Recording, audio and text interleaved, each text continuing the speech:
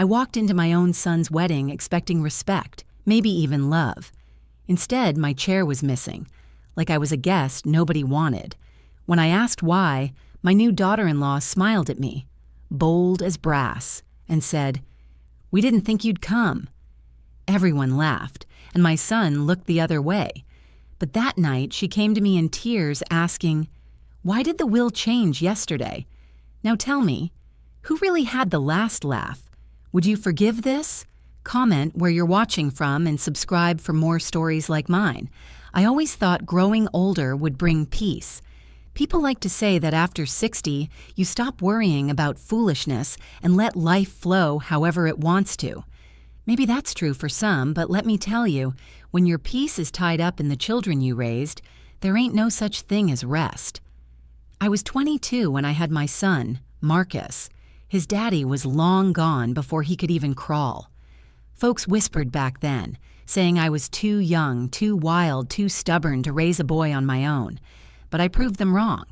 I worked 2 jobs, cleaning houses in the mornings, cashiering at night, and still found time to cook his dinners, check his homework, and tell him bedtime stories. Marcus wasn't just my son, he was my pride. Every scraped knee I patched, every pair of shoes I bought secondhand but polished until they shined, was proof that I could do it. And I did. I raised a man. At least I thought I did. See, when Marcus got older, things changed. I'll be honest, we didn't always see eye to eye.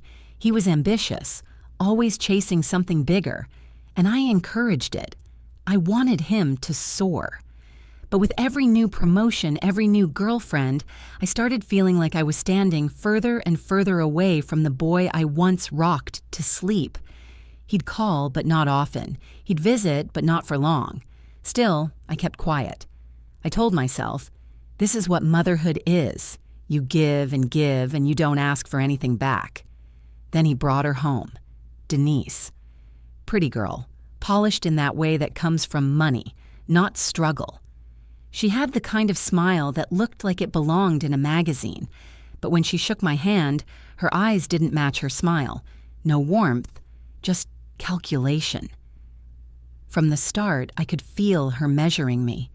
The way she wrinkled her nose at my cooking, seasoned just like Marcus had always loved it. The way she looked around my little house like she was hunting for cracks in the walls.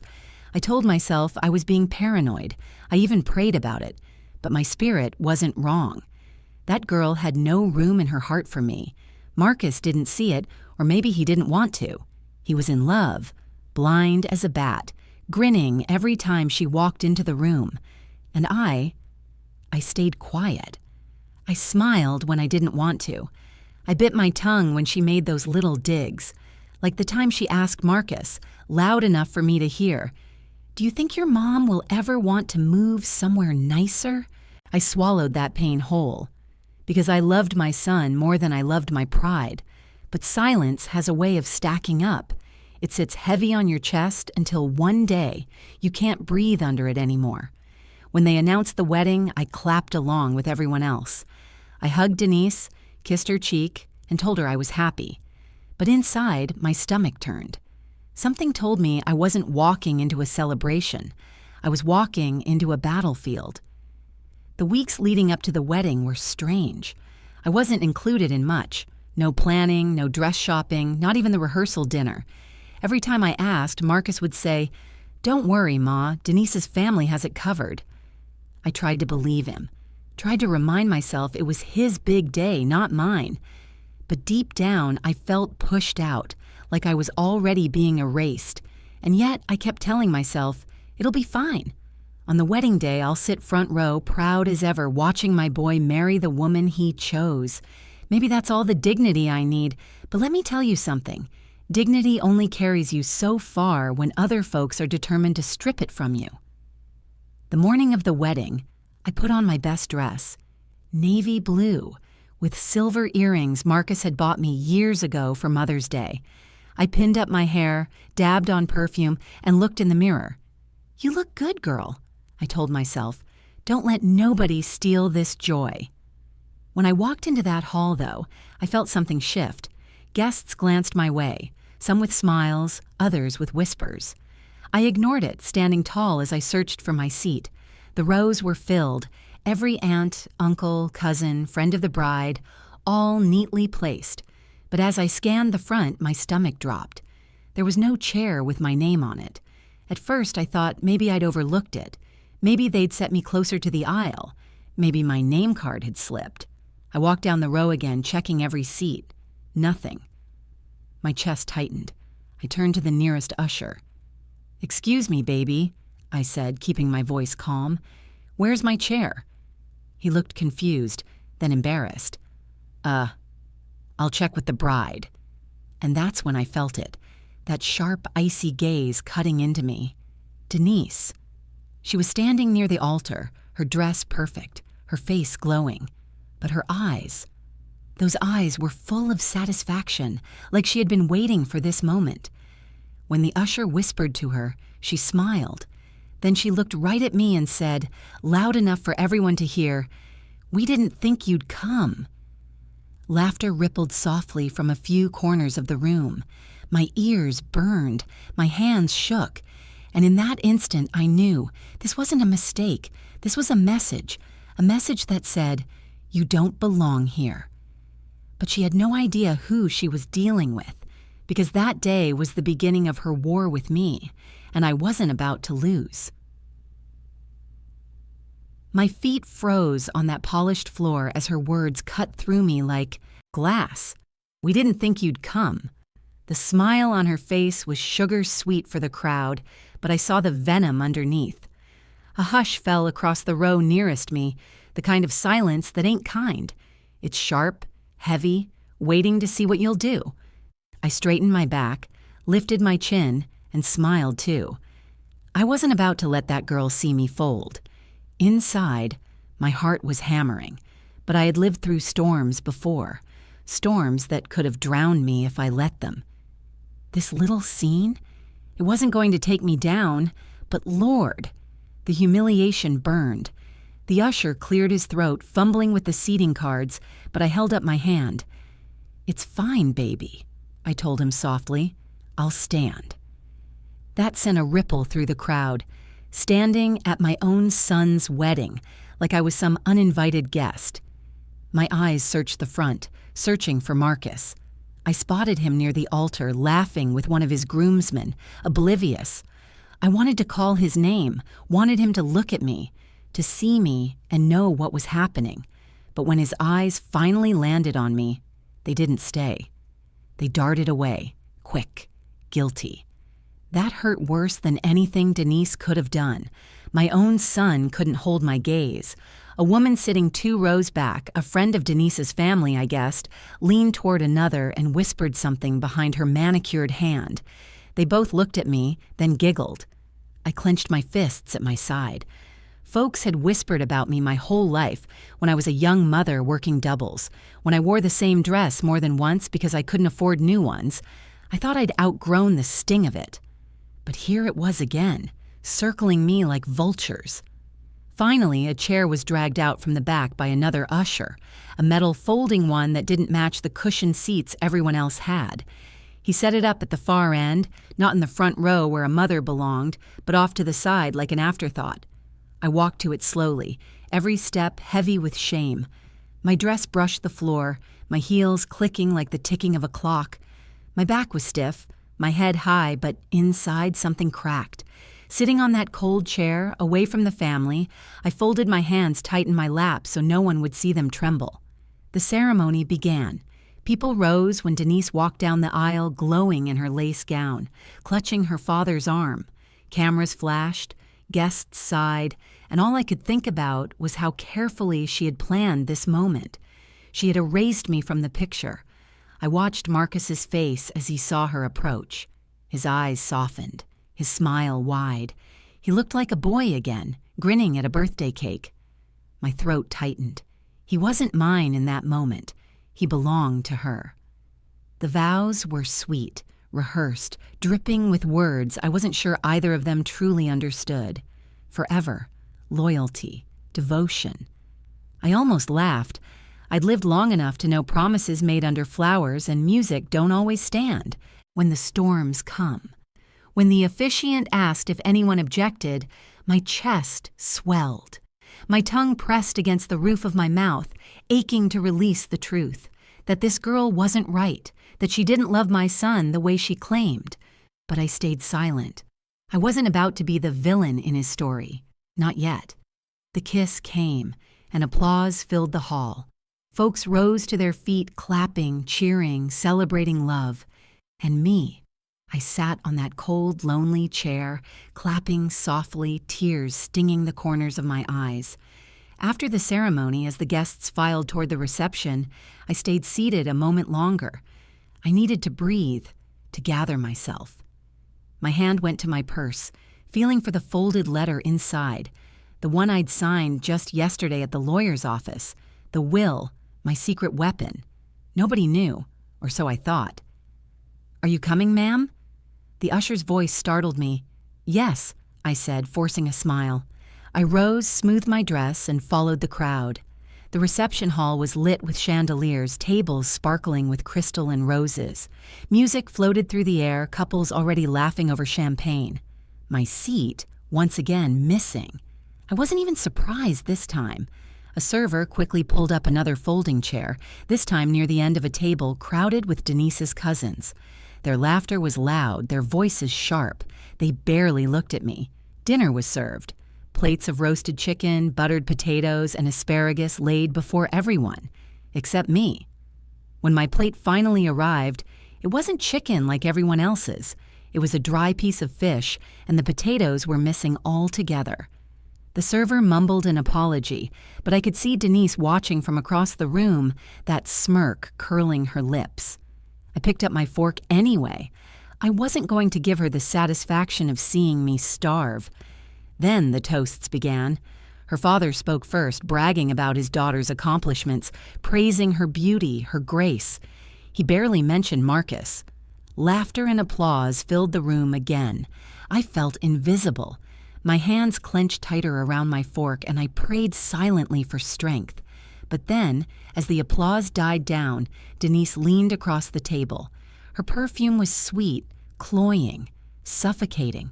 Her smile didn't reach her eyes as she whispered, "Just for me. You don't belong here." The words slid into my ear like a blade. My heart pounded, my breath caught. But I didn't look away. I stared at her, letting her see the fire in my eyes, the kind of fire that comes from decades of survival. She thought she was winning. She thought she had broken me, but she had no idea what storm was waiting for her. Because when the first toast ended, she leaned in again and whispered something that turned my blood cold. Her breath was hot against my ear when she whispered, "He's mine now.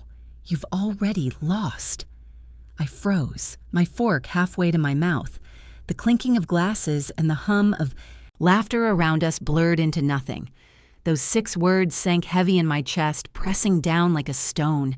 She pulled back, smiling sweetly as if she'd said something innocent. Everyone else saw only a blushing bride sharing secrets with her new mother-in-law, but I knew better.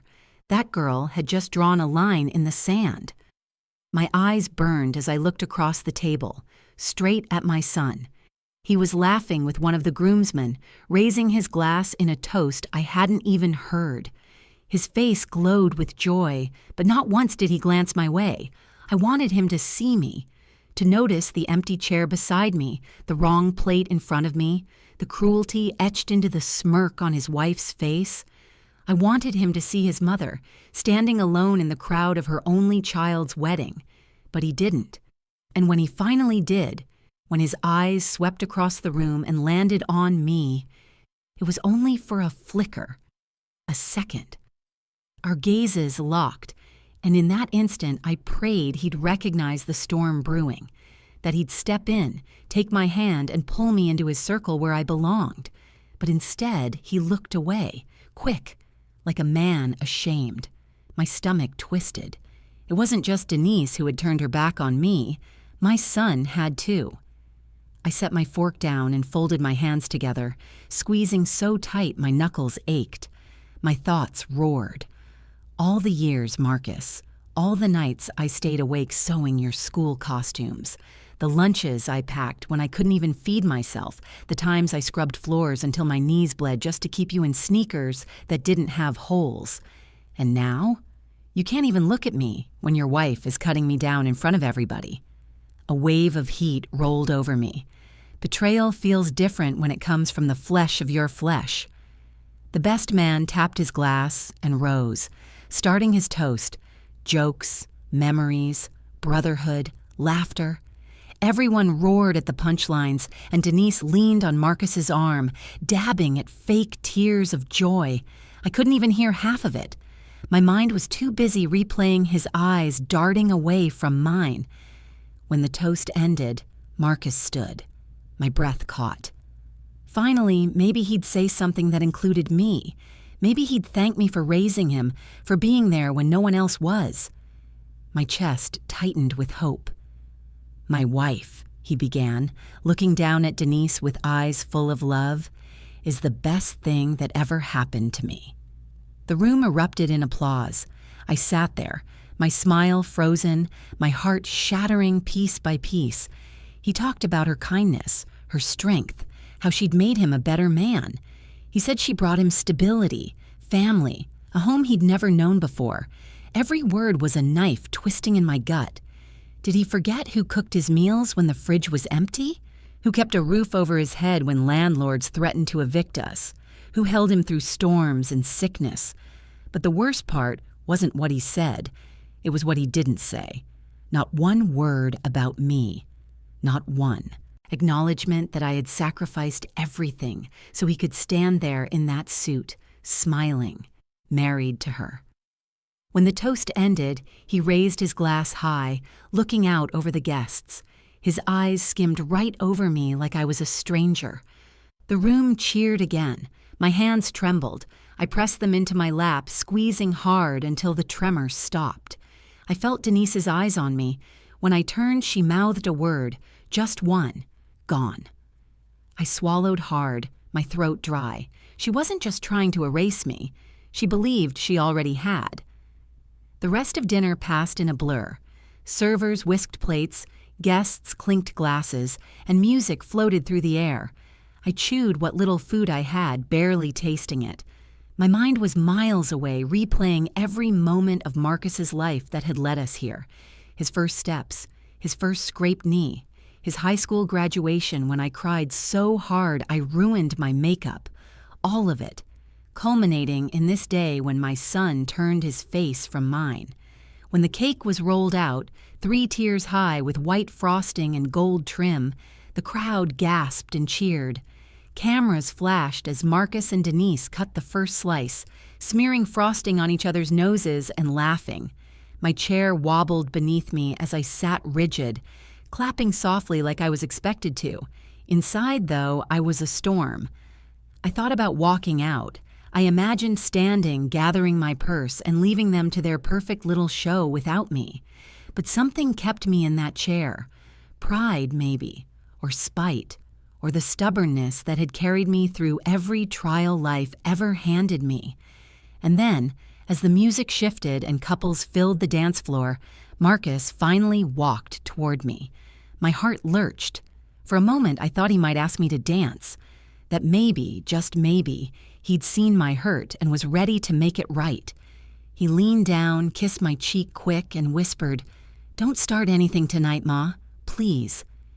Then he walked away, pulling Denise into his arms. My body went cold. It wasn't just that he hadn't defended me. It was that he'd chosen to protect her peace over my dignity. He wanted me silent. He wanted me small. I watched them spin together under the chandeliers, his laughter mingling with hers, while I sat off to the side on that folding chair, alone. And in that moment, I knew something I hadn't wanted to admit. My son wasn't going to save me from her cruelty. If I wanted my dignity back, I'd have to save myself, and Denise had no idea how far I was willing to go. Part 4. Dinner served with poisoned politeness. The music swelled and died down, plates were cleared, wine glasses refilled, and I sat there watching it all as if I were a ghost at my own son's wedding. The laughter that bubbled up from the tables around me was loud and careless, full of people who belonged. And me? I was perched on that cold metal chair like an afterthought, a shadow nobody cared to claim. When the servers brought out the main course, my place was delayed again. Everyone else had chicken with roasted potatoes, gravy so rich the smell alone made mouths water. My plate arrived late, slapped down with a piece of dried-out fish and a handful of limp green beans. No butter, no seasoning, just neglect dressed up as dinner. I could feel the eyes on me. Guests stealing glances, curious about whether I'd complain, whether I'd cause a scene. But I didn't. I picked up my fork and knife like a queen lifting her scepter, cut a piece of that tough fish, and ate it without flinching. If they were waiting for me to break, they'd be waiting a long time. Still, every bite tasted like humiliation. Across the room, Denise's eyes never left me. She was radiant in her white gown, a diamond necklace glittering on her throat, but all I could see was the satisfaction in her gaze.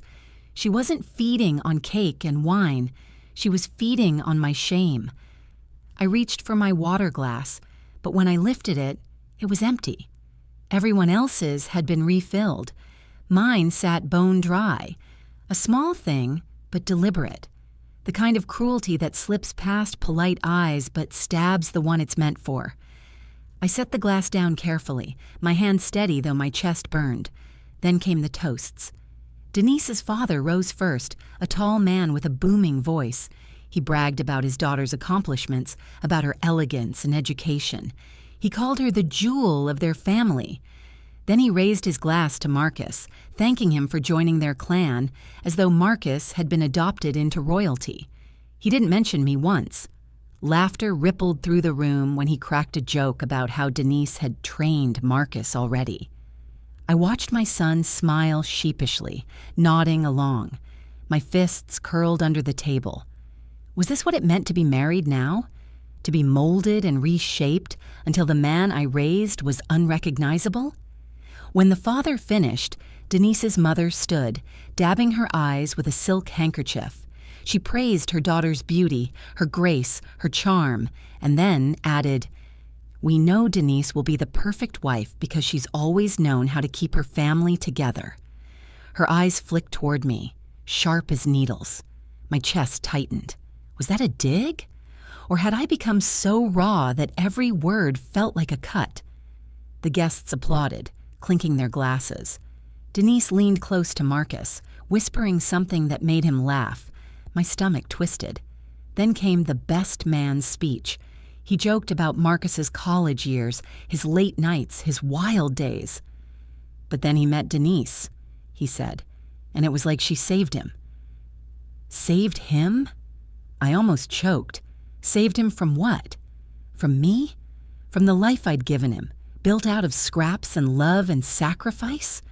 Each word piled onto my chest until I felt I couldn't breathe. My son grinned, soaking in the applause, and I realized then that no one in that hall, not the bride, not her parents, not the guests, saw me as anything more than a prop.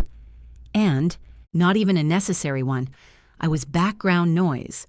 When the best man finished, a hush fell, the kind of hush that comes before something important. The microphone was passed toward me. Would the mother of the groom like to say a few words?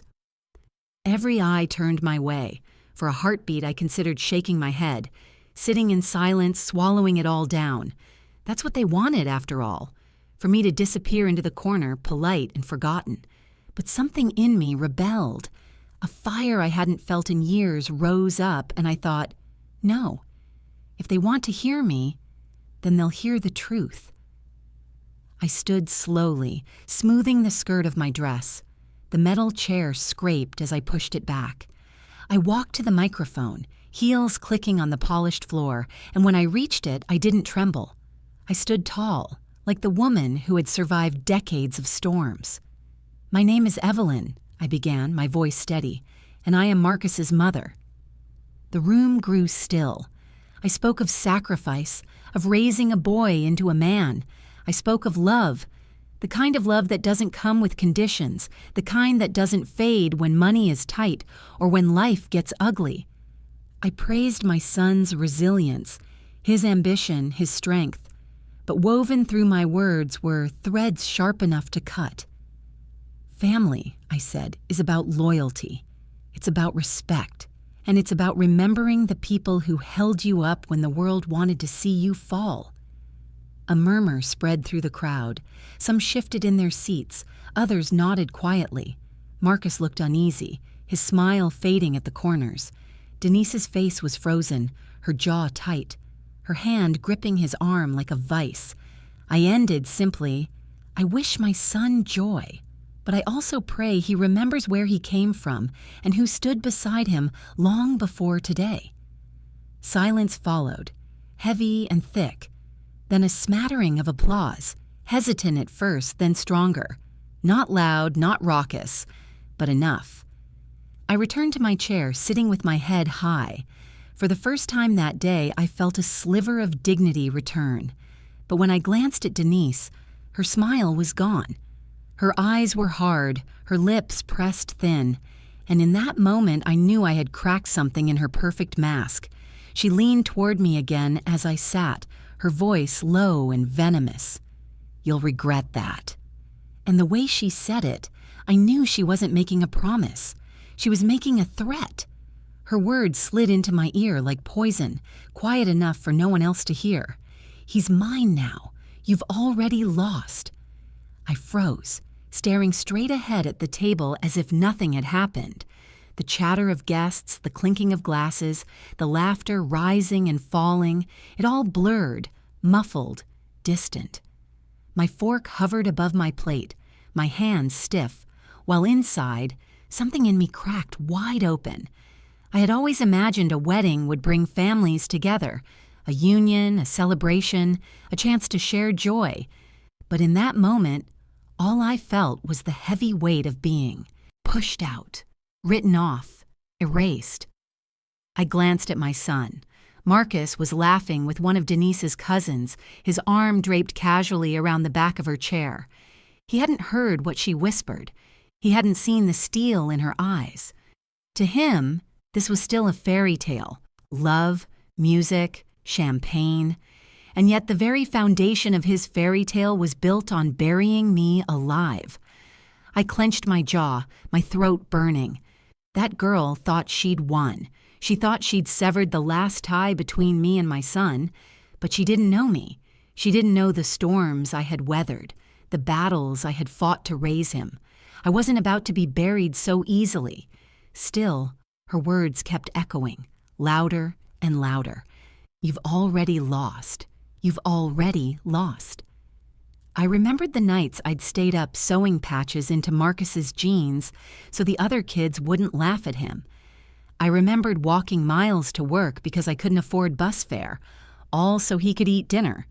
I remembered the way he used to wrap his little arms around me and say, "Mama, you're the best." And now this woman had the audacity to tell me I'd lost him? I pressed my hands together in my lap, squeezing until my knuckles ached, anything to keep from trembling. My face stayed calm, serene even. But inside, fire licked at the edges of my soul. The toasts moved on, but I barely heard them. People raised glasses, clapped, cheered, but I sat there in silence, each word Denise whispered replaying like a knife against bone. After the speeches, the music started again. Guests rose to dance, swirling under the chandeliers, their faces glowing with joy and wine. I sat, unmoving. My eyes followed Marcus as he led Denise to the dance floor, his hand on her waist, hers clutching his shoulder.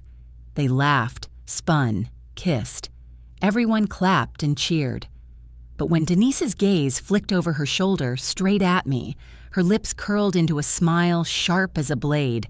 She rested her head against my son's chest, eyes still locked on mine as if to say, "See? He's mine now." I turned away, unable to bear it. My eyes stung. I'd promised myself I wouldn't cry that day, not in front of her, not in front of all those people who wanted to see me crack. But the tears were there, hot and insistent, pressing against the corners of my eyes. I excused myself quietly, slipping out of the hall and into the corridor beyond. My heels echoed against the marble floor as I made my way to the restroom. Once inside, I gripped the edge of the sink and stared at myself in the mirror. The woman staring back at me looked tired. Her eyes were rimmed red, her mouth tight. My silver earrings glinted under the fluorescent light, mocking the effort I had made to look dignified. "Get it together, Evelyn," I whispered to myself. "You are not weak. You will not let her break you." I splashed water on my face, dabbed it gently with a paper towel, and stood taller. By the time I returned to the hall, my mask was back in place. But the night wasn't done with me. As the cake was being cut, I walked past the bridal suite. The door left slightly ajar. I froze when I heard voices inside. Denise's voice, sharp, frantic. Nothing like the sweet tone she used in front of Marcus. "Why did the will change yesterday?" she cried, her words cracking with panic. My heart stopped. My hand clutched the doorframe, the blood rushing in my ears. She knew. Someone had told her. I leaned closer, holding my breath. Another voice answered, muffled, too low to catch clearly, but Denise's words rang over and over, slicing through the air. The will. She was worried about the will, the one I had changed just the day before. I staggered back, my chest heaving. So that's what this was about. Not love, not Marcus, not even me. It was money, inheritance. What I had built, scraped together, saved through sweat and sacrifice. That was what she wanted, and she had married my son with that hunger in her heart. I stumbled back to my seat, every nerve in my body buzzing. I stared across the room at her, radiant in her gown, laughing on the arm of the man I had raised. But now I saw her clearly. This wasn't a bride. This was a vulture, and if she wanted war over what was mine, she was going to get it. Because that night, as her laughter filled the hall, I realized I wasn't the one who had lost. She was. She just didn't know it yet. I sat there with my hands folded in my lap, my mind spinning from what I had overheard. Denise's desperate cry about the will kept echoing in my ears. Why did the will change yesterday? I hadn't told a soul, not Marcus, not a cousin, not a friend. That girl had her claws deeper into my life than I realized, and the thought sent a cold shiver down my spine. But before I could untangle the panic twisting in my chest, the master of ceremonies tapped the microphone and called for another toast. The clinking of silverware against crystal filled the room as people quieted down. "Now," the man announced cheerfully, "we'd like to hear a few words from the mother of the groom." Every eye turned to me. My stomach dropped. My breath caught in my throat. This wasn't planned. Nobody had warned me. I saw Denise's smirk flash from across the table, quick and deliberate. She had arranged this. She wanted me put on the spot, cornered, humiliated once more. I sat there frozen for a moment, and then I remembered every slight, every cut, every whisper. My missing chair, the wrong plate, my son's averted eyes, Denise's words dripping venom, and suddenly I felt steady. I stood, slowly, my back straight, my chin high. The murmurs hushed as I walked to the microphone. The lights above me were hot, but I didn't flinch. My hands didn't shake. I wrapped them around the microphone and let my voice carry. "I'm Evelyn," I said, my voice strong, "and I am Marcus's mother." A hush swept through the hall. I caught Marcus's eyes, nervous, almost pleading, and Denise's face, tight with anticipation. "I raised my son alone," I continued. "When his father walked out, I was 22 years old with nothing but a baby in my arms and a heart full of fear. Folks said I'd fail, said I wasn't strong enough. But I worked and I prayed and I gave everything I had so Marcus could have a life better than mine." I paused, scanning the room. People shifted in their seats, some leaning forward. Denise's hand clutched Marcus's arm, her knuckles white. I've watched him stumble. I've watched him rise, and I've watched him grow into a man I am proud of. Not because of the suit he wears today or the ring on his finger, but because I know the road he's walked to get here. And I know the sacrifices made along the way. My words sharpened, each one a blade wrapped in velvet. Family isn't about wealth. It isn't about appearances. It isn't about who can buy the fanciest flowers or throw the grandest party. Family is about loyalty. It's about respect. It's about love that doesn't vanish when life gets hard. Love that doesn't measure what you're worth in dollars or property, but in heart. A ripple moved through the crowd.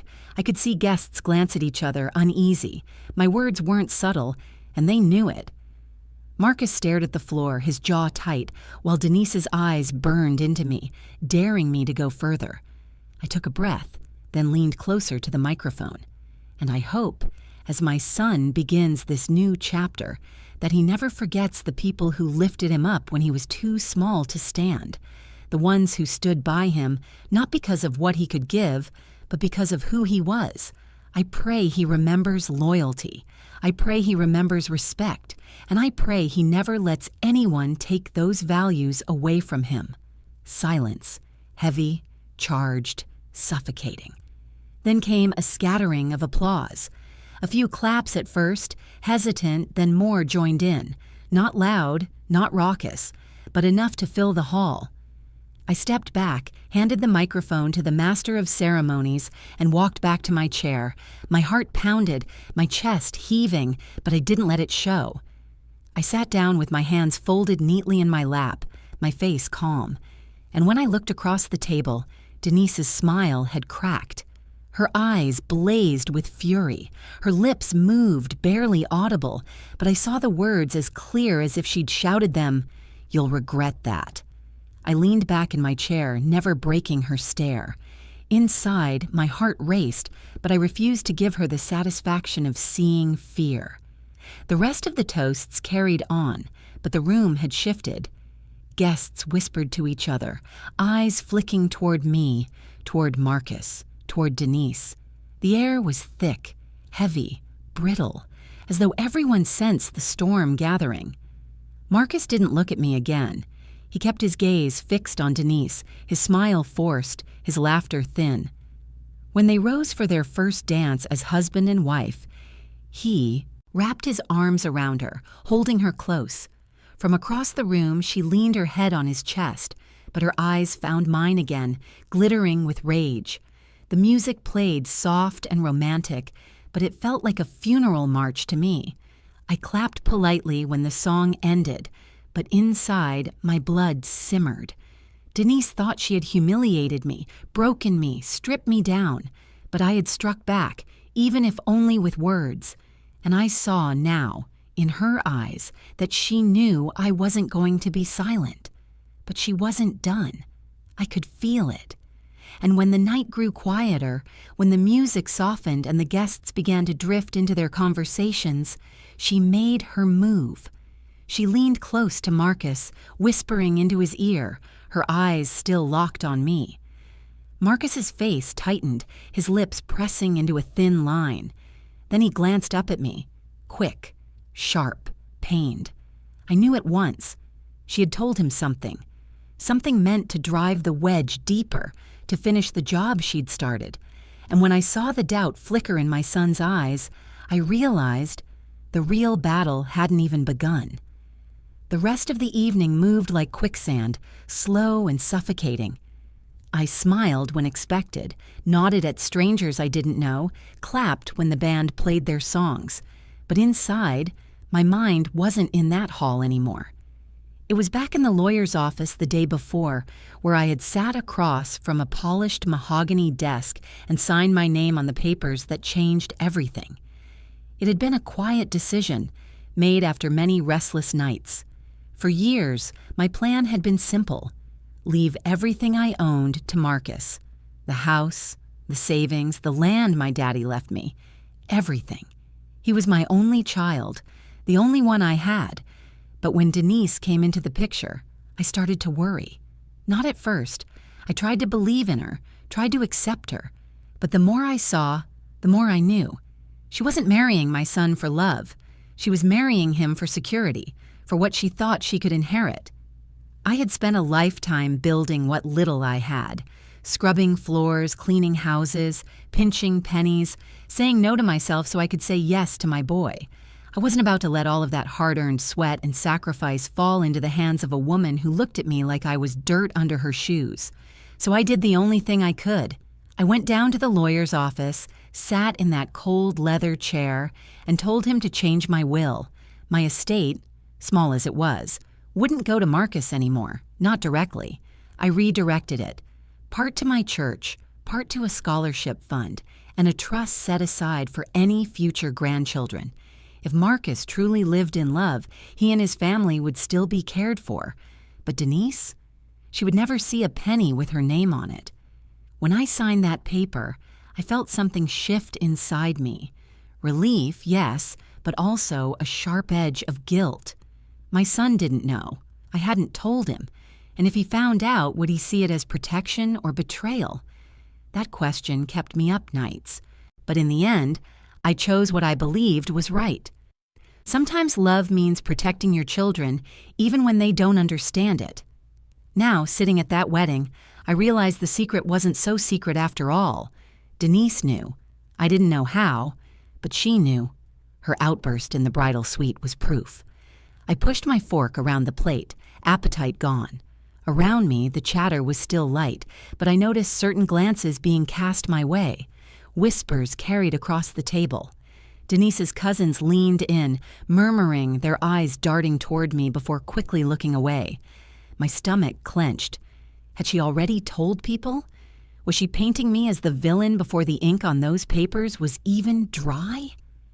I reached for my purse under the chair, fingers brushing the folded copy of the will tucked inside. I carried it with me that day like armor. A part of me wanted to pull it out right there, slam it down on the table, and expose her for what she was. But no, that wouldn't have been for Marcus. That would have been for me.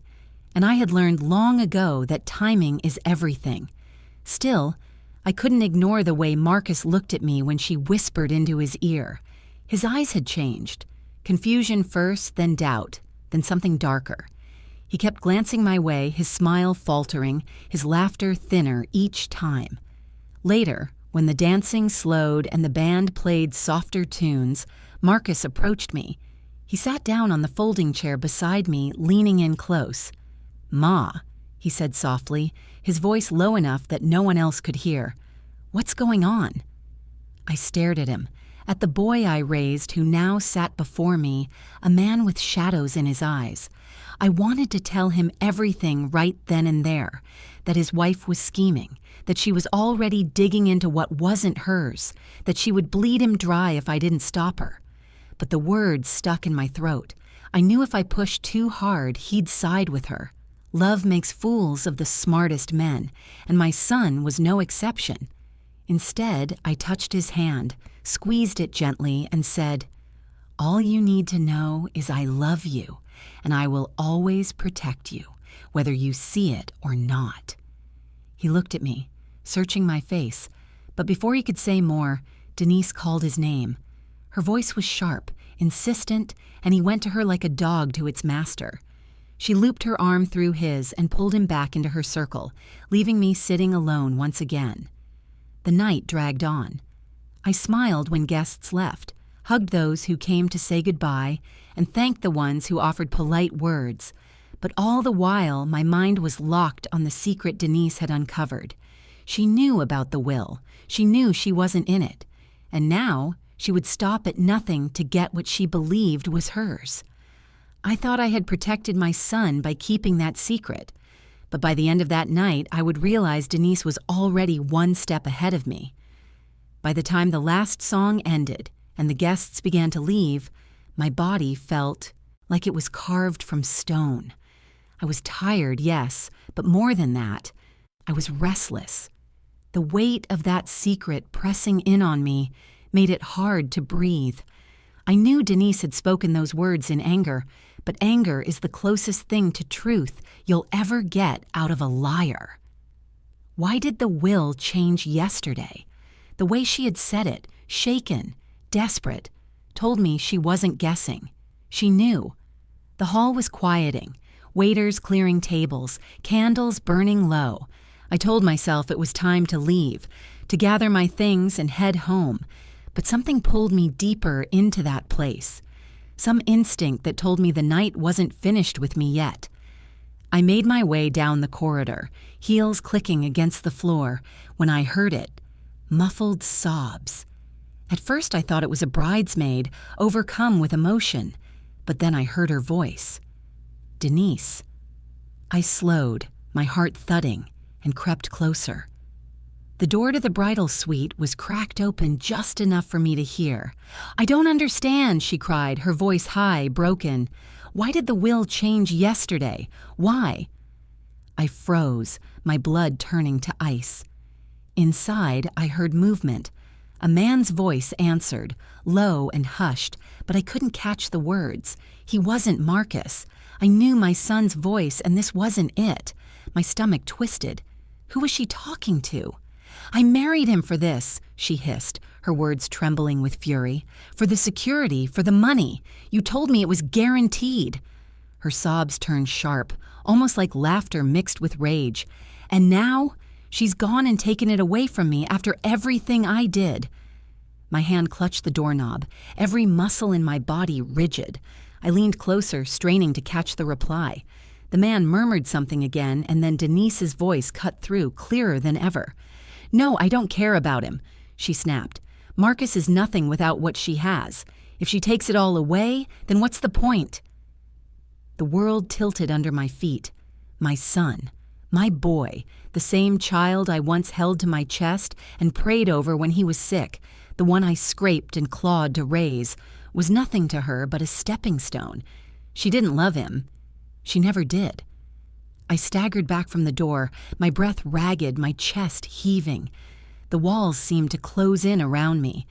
All those little humiliations, the missing chair, the wrong meal, the whispered cruelties, were nothing compared to this. This wasn't just personal. This was calculated. A woman who saw my son as a bank account, not a man.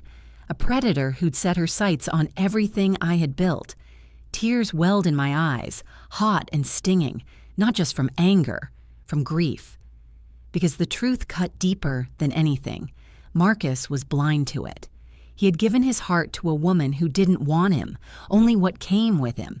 And if he found out about the will, he'd blame me, not her. That was the power she held over him. I pressed a hand over my mouth to stifle the sob rising in my throat. My legs trembled, my body screaming to run into that room, to tear the mask off her face and show Marcus what she really was. But I couldn't. Not yet. Not without proof. Not without timing. I turned and hurried down the corridor, my heels barely making a sound now. I needed air. I needed distance. I pushed open the doors that led outside, stepping into the cool night. The stars glittered overhead, indifferent to my pain. The laughter and chatter of the last few guests echoed faintly from the hall. I wrapped my shawl around my shoulders, shivering though the night wasn't that cold. My mind was racing, tumbling, clawing for a plan. That girl wasn't just cruel, she was dangerous. And if I didn't move carefully, she would take everything, including my son. Behind me, the door creaked open. I turned quickly, wiping my face. Marcus stepped out, his tie loosened, his eyes weary but soft.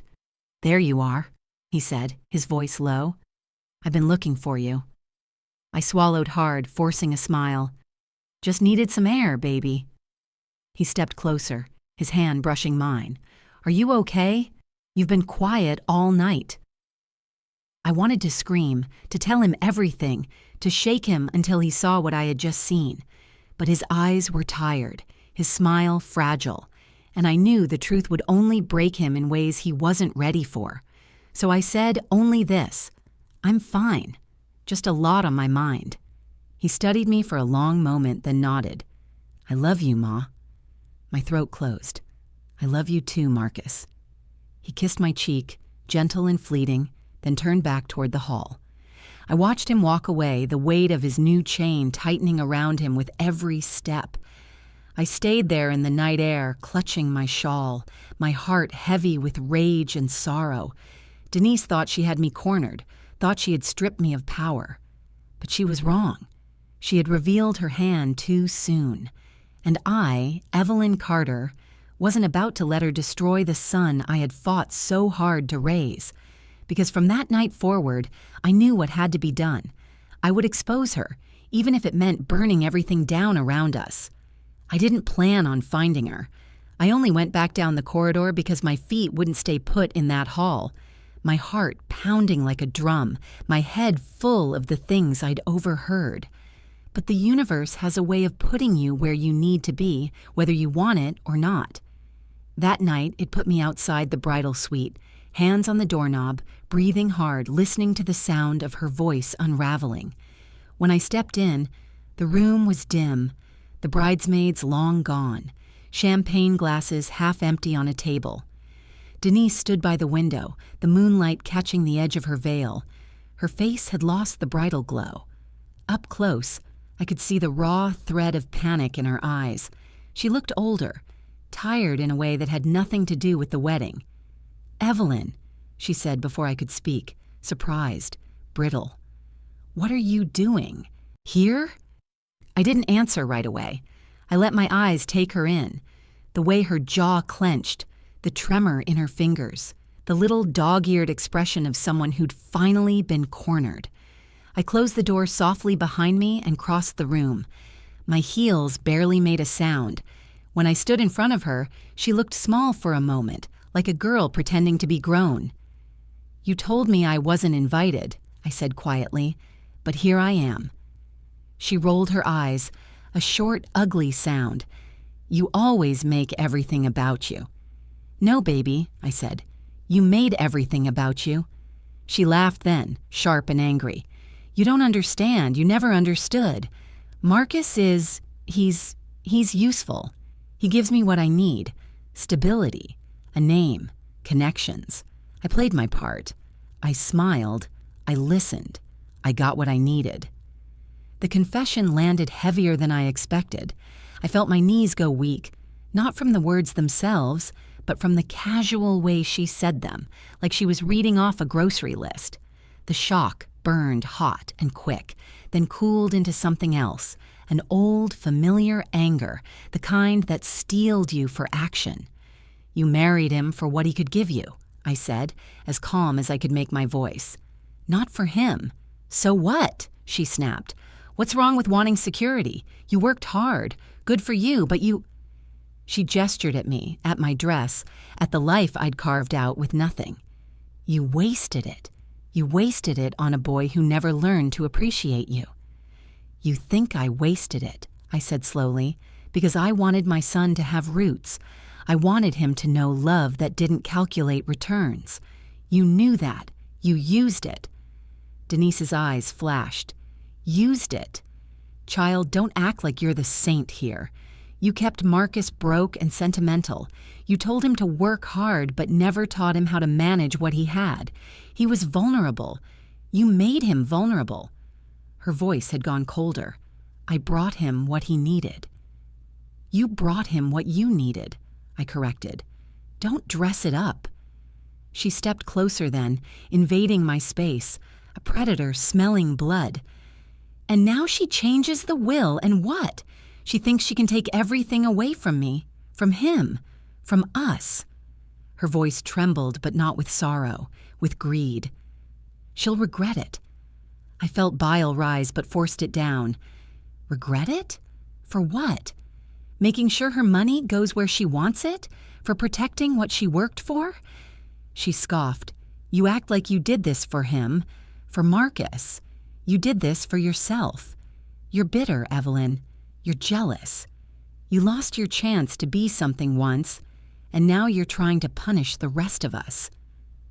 Those words, bitter, jealous, landed like they always did for women like her, an attempt to rewrite history so she could be the victim. I remembered the nights I'd come home exhausted, the monthly bills hidden under stray napkins, the nights Marcus slept to the drip of my washing machine. Jealous? No. I simply knew what it took to keep a roof and how to recognize a hand that wanted to take it all. She moved even closer. I could smell the perfume I'd smelled all night, sweet and fake. "You don't even know the half of it, Evelyn," she said low, almost a hiss. "There are people who can make this go away. Lawyers, friends in high places. This is nothing to me. If she wants a war, I'll make sure he loses everything." Her words chilled me, not because she threatened me, but because she was already thinking in terms I understood. Networks, money, leverage. She wasn't just a schemer. She had started to build an army. "You think I'm afraid?" I asked, though part of me trembled. "You think threats like that frighten me? I've been threatened all my life, by landlords, by bosses, by luck. You think a woman in white scares me?" She smiled, slow and cruel. "You'll see." I held her gaze until she looked away. Behind those bright eyes, there was something else. Fear. A jagged edge that told me she knew I'd done more than sign papers. I'd thought ahead.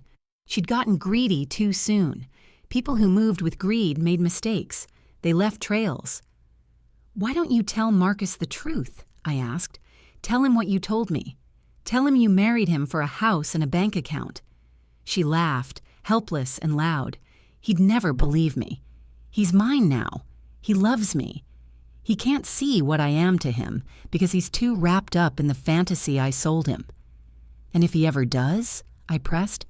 "What then?" She straightened, like a queen settling back on her throne.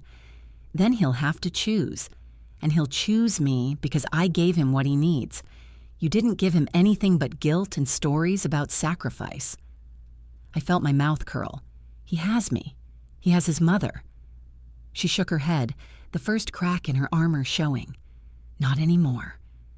For a long minute we stood there, two women sizing each other up in the dim light, one armored with years of grit and the other with hungry ambition.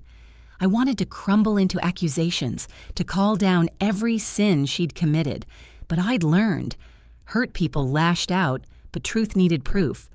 Words could be shrugged off, paper and evidence could not. "You're wrong," I said finally. "He may not see it now, but he will.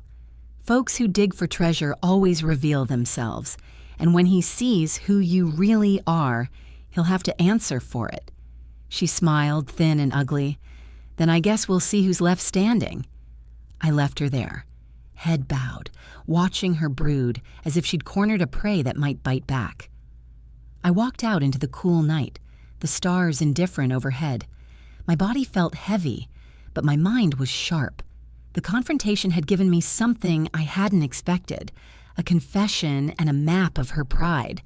I didn't shout. I didn't make a scene. I walked away because some fights are better fought with patience than with fury. But my silence was not surrender. I walked away from that room, but I didn't walk away defeated because my silence would not last. The ride home after the wedding felt longer than any road I'd ever traveled.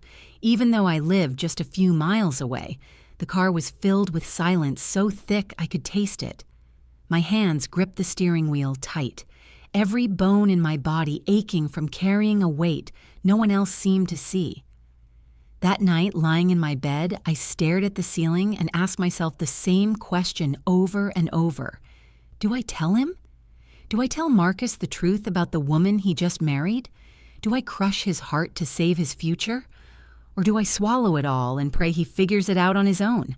My love for him was the kind of love that makes you bleed yourself dry. But love like that also forces hard choices. I had spent decades protecting him from storms he didn't even know were raging. Hunger, bills, sickness, loneliness. But this wasn't a storm.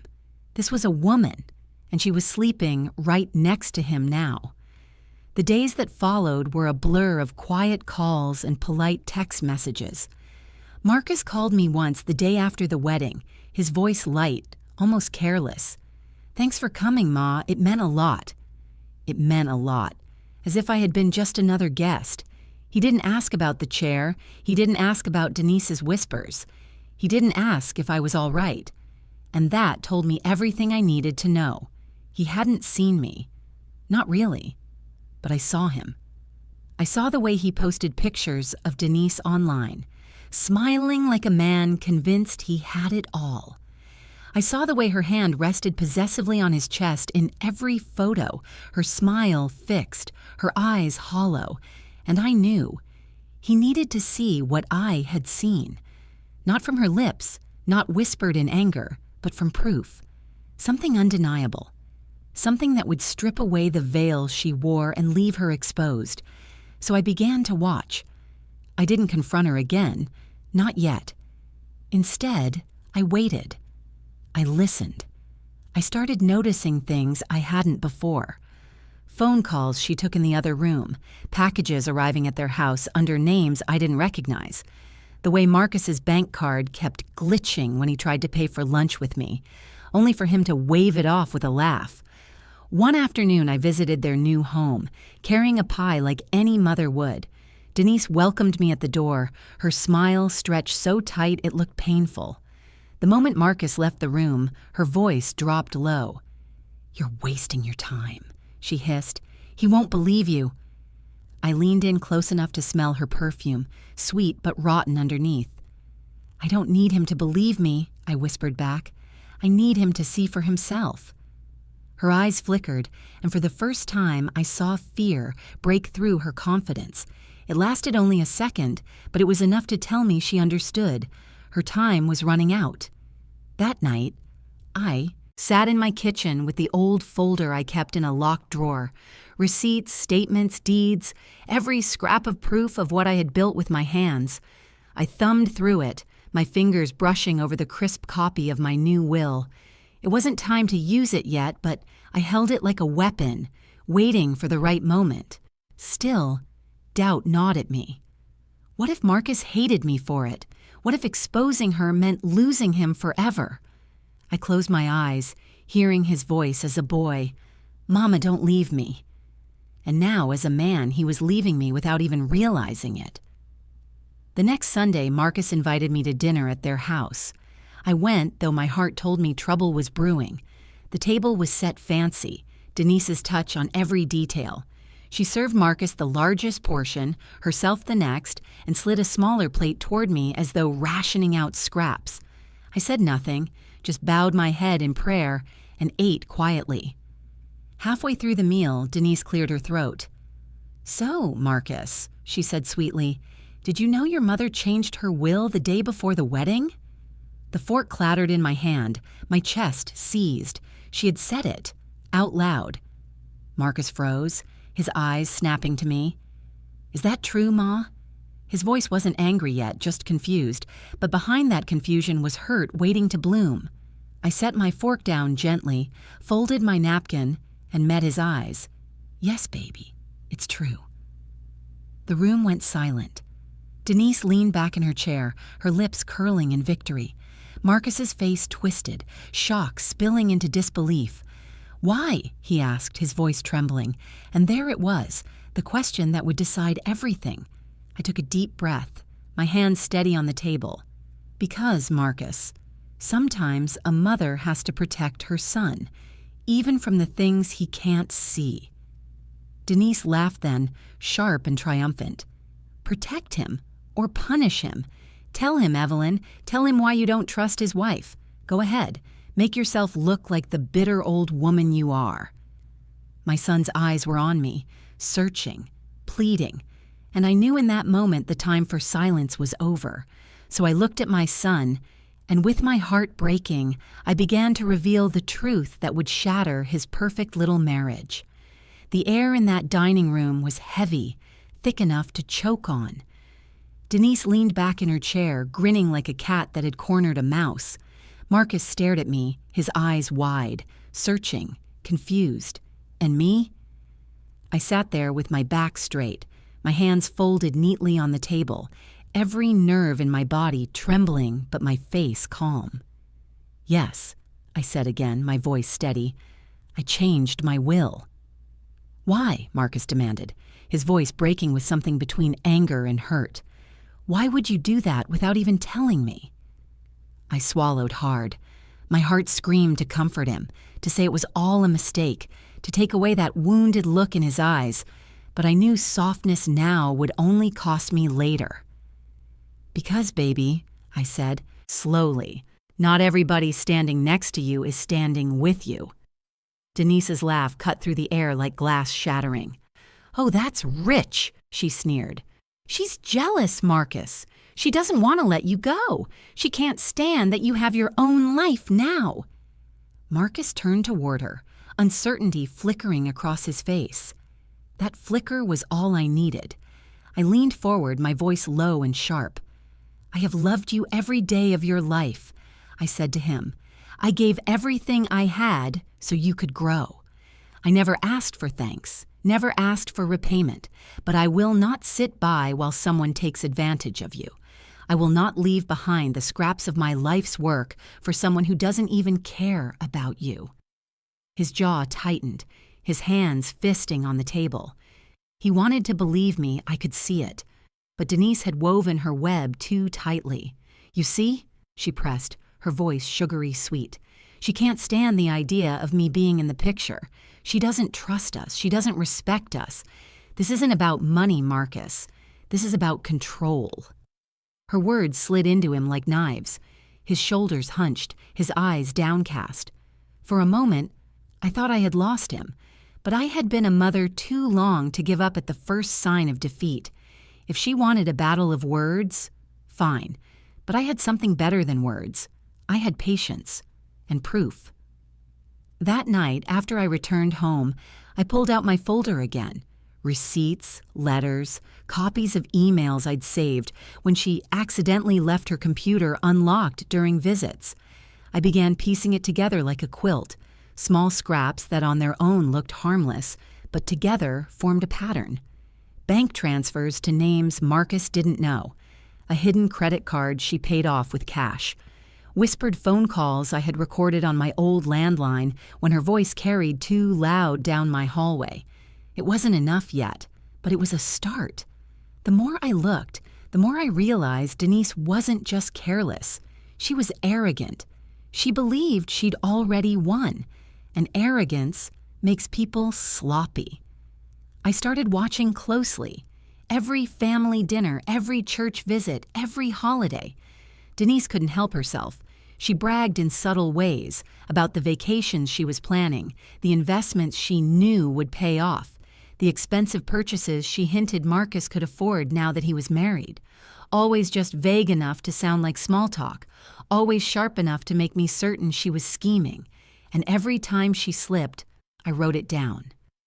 Weeks passed, and Marcus began to notice the cracks, too. He'd call me late at night, his voice tired. "Ma, Denise has been asking about the savings account. She said it'd be easier if she managed it." I didn't say what I wanted to. Easier for who? Instead, I told him gently, "Keep your eyes open, son. Just watch." Then came the opportunity I'd been waiting for. A family dinner, casual but large. Cousins, aunts, church friends. Denise thrived in those settings, the center of attention, weaving her perfect image for everyone to admire. That was where I'd strike. Not with rage, not with accusations shouted in the night, with evidence, with truth. I spent days preparing.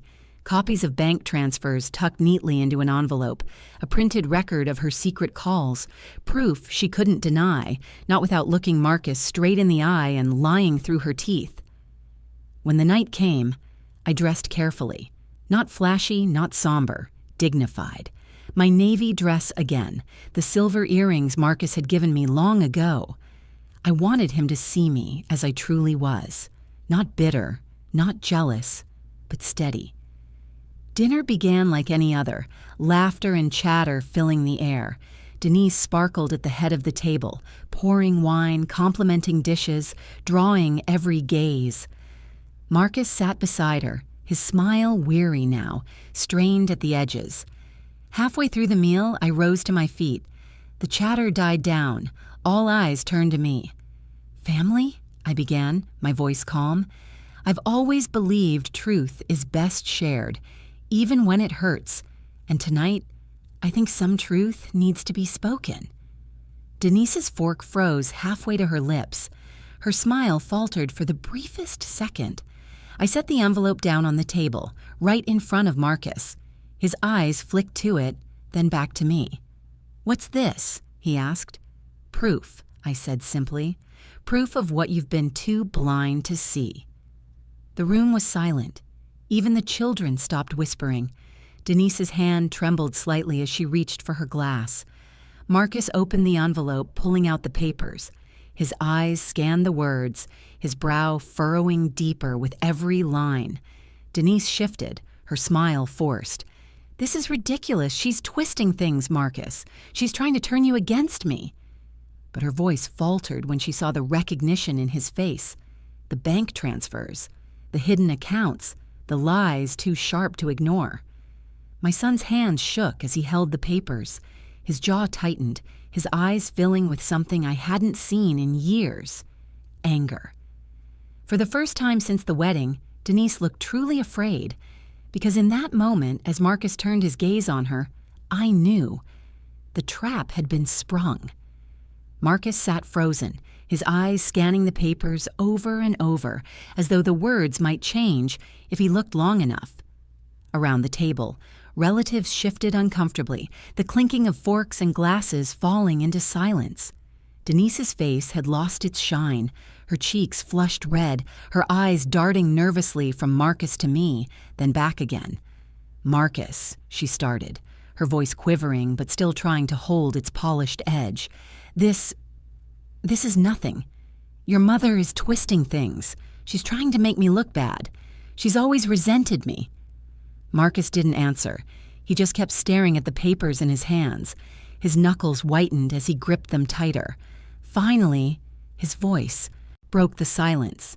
"Denise, tell me these transfers aren't yours. Tell me you didn't open a card under another name. Tell me you didn't lie to me." Her lips parted, but no words came out. She blinked rapidly as though tears would come and save her, but they didn't. "Marcus, listen," she stammered. "I did those things for us, for our future. I was trying to build something. You don't understand. Your mother—" "Don't," he cut her off sharply, his voice louder now, trembling with anger. "Don't you dare bring my mother into this." The room gasped. Conversation stopped entirely.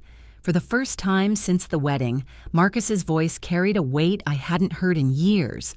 Denise tried to recover, forcing a shaky smile. "Baby, please. You know I love you. This is just financial strategy. I wanted to make sure we had stability, that we—" Marcus slammed the papers down on the table so hard the plates rattled. "Stability? By hiding accounts? By lying to me?" His voice cracked, but he didn't stop. "You married me for money, didn't you?" The words hung in the air, heavy and suffocating. Denise's mask finally shattered. Her eyes narrowed, her voice sharp, defensive. "And what if I did? You think love pays bills. You think love builds futures. I gave you class, Marcus. I gave you connections. Without me, you're just—" She stopped herself, but it was too late. The damage was done. The room erupted into murmurs, some relatives shaking their heads, others whispering behind their hands. Marcus's face hardened. The boy I raised was gone in that moment, replaced by a man facing the ugliest truth of his life. "Without you," he said slowly, his voice low but cutting, "I'd still have my dignity. I'd still have honesty. I'd still have a marriage built on something real." Denise's eyes widened. She reached for his arm, desperate now. "Marcus, wait, please, I can explain." He jerked away from her touch, standing so abruptly his chair scraped against the floor. He looked around the table, at the family gathered, at me. His eyes lingered on me, heavy with both pain and gratitude, as though he finally saw the years of sacrifice and the truth I had been trying to protect him from. "I can't do this," he muttered. His voice cracked again, but he stood tall. "I won't be played like this." Denise stood too, panic flooding her face. "So what? You're going to take her side? After everything I've done for you, you think she's innocent? She's manipulated you your whole life. You're just her little boy still." Her words stung. but not for me. For him.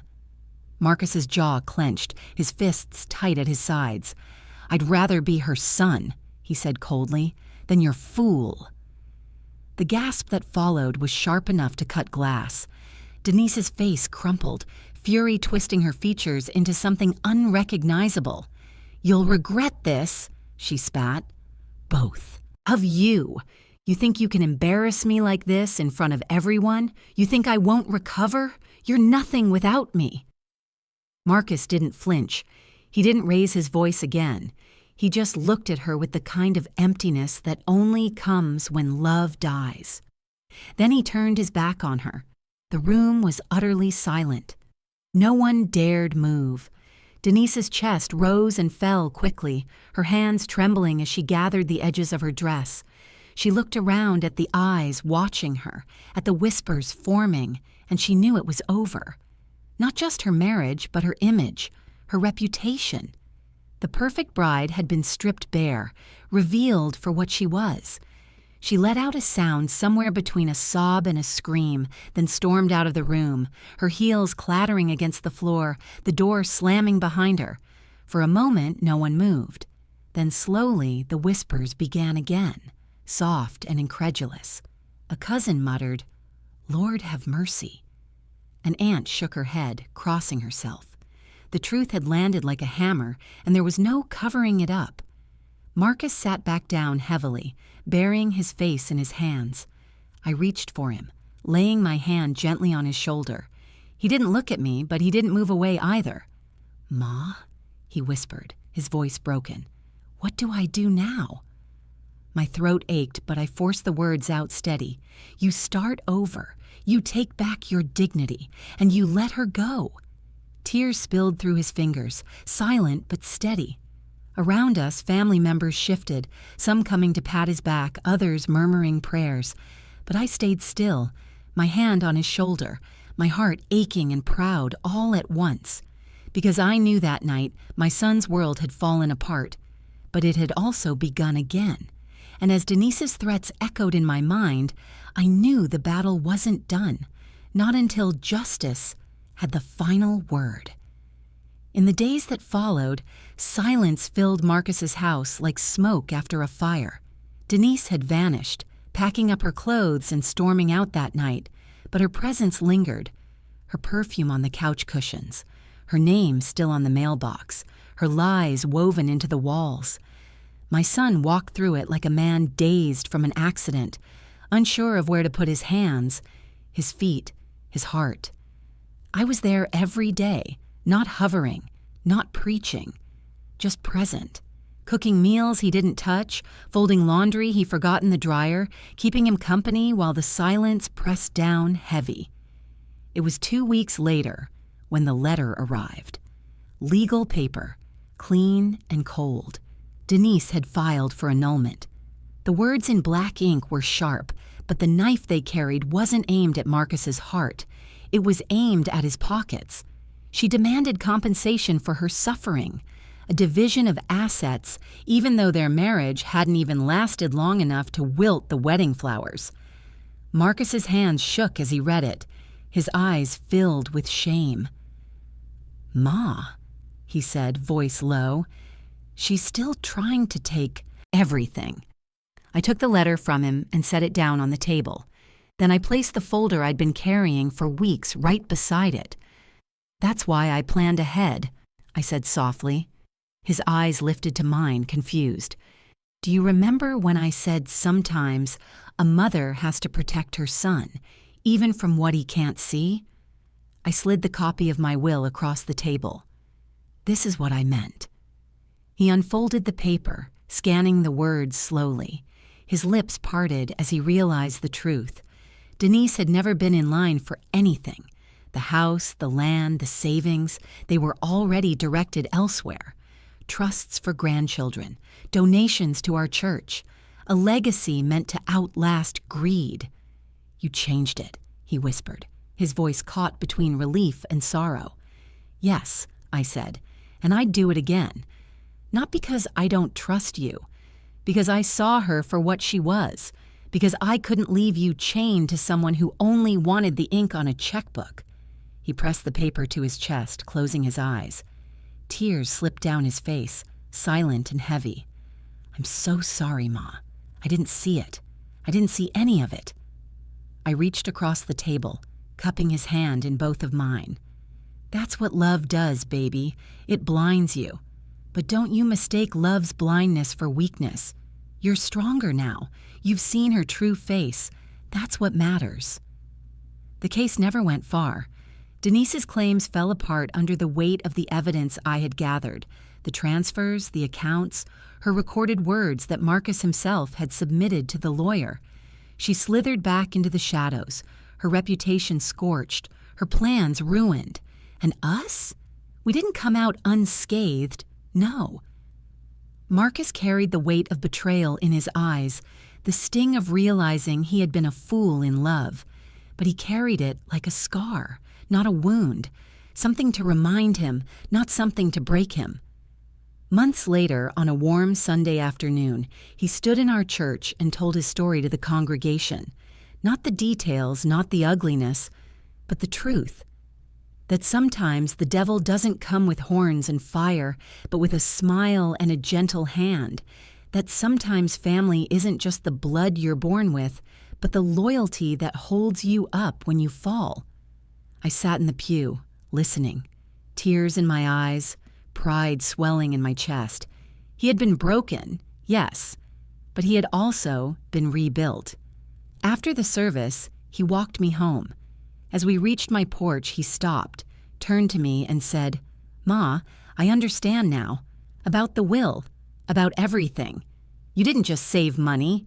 You saved me. I pressed my hand against his cheek, feeling the warmth of the boy I raised still inside the man he'd become. And I always will. That night, as I sat at my kitchen table, I unfolded my copy of the will one last time. My pen hovered above the page, not to change it, but to add something. A note, written in my own hand at the bottom. Let this not just be about what I leave behind, but about what I stood for. Love, loyalty, and justice. I folded it neatly, slid it back into the folder, and locked it away. Because justice wasn't always loud. It didn't always come in a courtroom or a fight. Sometimes justice was simply the quiet act of making sure the right people inherited your love, your lessons, your legacy. And as I sat there, the night still around me, I knew one thing for certain. Denise may have walked into my son's life smiling, but she walked out exposed, empty-handed, and alone. Would you have forgiven a betrayal like this? Or would you have fought the way I did to protect what you built with your own hands? Tell me where you're watching from, and don't forget to subscribe for more stories like mine.